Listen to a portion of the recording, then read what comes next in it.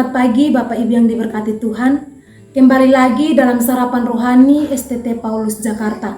Bersama saya Marci Lapikoli, mahasiswa semester 5. Pagi hari ini saya akan membagikan firman Tuhan. Sebelum itu saya mengajak kita untuk berdoa. Kita berdoa.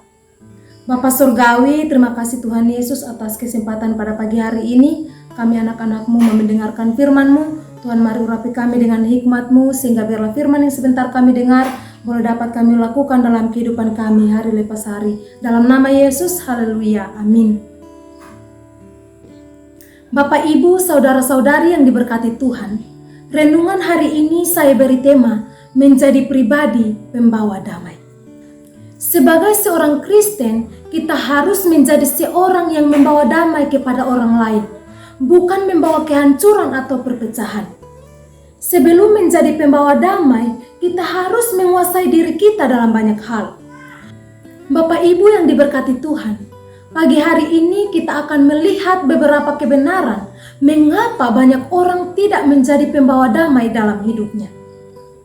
Kebenaran yang pertama yaitu karena masih keras kepala. Kita bisa baca di dalam Kejadian pasal 4 ayat yang ke-6 hingga ayat yang ke-7. Firman Tuhan berkata demikian. Firman Tuhan kepada Kain, mengapa hatimu panas dan mukamu muram? Apakah mukamu tidak akan berseri jika engkau berbuat baik? Tetapi jika engkau tidak berbuat baik, dosa sudah mengintip di depan pintu. Ia sangat menggoda engkau, tetapi engkau harus berkuasa atasnya. Bapak Ibu yang diberkati Tuhan, orang yang keras kepala artinya orang yang tidak mau menuruti setiap nasihat. Penyebab keras kepala adalah karena selalu menutupi kekurangannya dan selalu menutupi kesalahannya. Akibatnya orang yang memiliki sikap keras kepala itu sulit diajak berdiskusi, sulit memiliki teman atau sahabat. Bapak Ibu yang diberkati Tuhan, kita harus menjadi seorang pembawa damai. Pembawa damai adalah orang yang berani menghadapi semua persoalan dan kesulitan yang ada tanpa berniat untuk menghindar, apalagi lari dari kenyataan yang dihadapi. Pembawa damai adalah mereka yang berani mengambil keputusan dalam situasi sulit apapun, agar tidak terjerat dalam lingkungan kesulitan yang berlarut-larut. Itulah sebabnya sebelum menjadi pembawa damai, kita harus berdamai dengan diri sendiri. Bapak Ibu yang diberkati Tuhan, alasan kedua mengapa orang sulit menjadi pembawa damai adalah karena masih hidup dalam kesombongan dan keangkuhan. Kita bisa baca di dalam Yesaya pasal 2 ayat yang ke-11. Firman Tuhan berkata demikian, manusia yang sombong akan direndahkan dan orang yang angkuh akan ditundukkan, dan hanya Tuhan sajalah yang maha tinggi pada hari itu.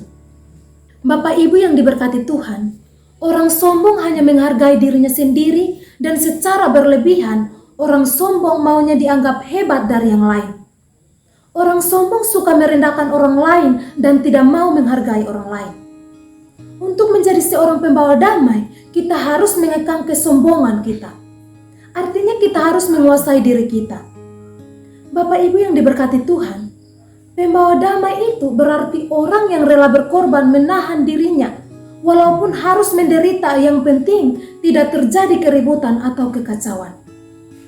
Pembawa damai selalu mengutamakan kepentingan orang lain ketimbang kepentingan dirinya sendiri. Itulah sebabnya kita harus berdamai dengan diri kita, melalui mengontrol hidup kita sesuai dengan apa kata Alkitab. Bapak Ibu yang diberkati Tuhan, alasan ketiga mengapa orang sulit menjadi pembawa damai, yaitu karena masih hidup dalam kemunafikan. Kita bisa baca di dalam pertama Yohanes pasal 4 ayat yang ke-20. Firman Tuhan berkata demikian, jikalau seorang berkata, aku mengasihi Allah, dan ia membenci saudaranya, maka ia adalah pendusta, karena barang siapa tidak mengasihi saudaranya yang dilihatnya, tidak mungkin mengasihi Allah yang tidak dilihatnya. Bapak Ibu yang diberkati Tuhan, orang munafik selalu mengatakan yang tidak sesuai dengan apa yang dilakukannya. Orang munafik selalu ingin terlihat baik, padahal dia adalah orang yang tidak baik. Orang munafik adalah orang yang bermuka dua. Hal ini berbanding terbalik dengan pribadi pembawa damai. Pembawa damai adalah orang yang selalu proaktif untuk melakukan yang baik, selalu menyelesaikan setiap masalah dan persoalan yang ada.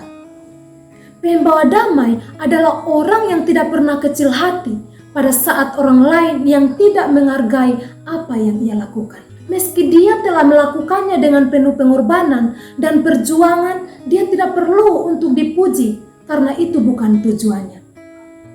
Bapak, Ibu, saudara-saudari yang diberkati Tuhan, sebelum kita menjadi seorang pembawa damai, kita harus berdamai dengan diri kita sendiri. Dengan berdamai dengan diri kita, maka kita akan mudah untuk menjadi pembawa damai dengan tidak hidup dalam keras kepala, kesombongan, dan kemunafikan.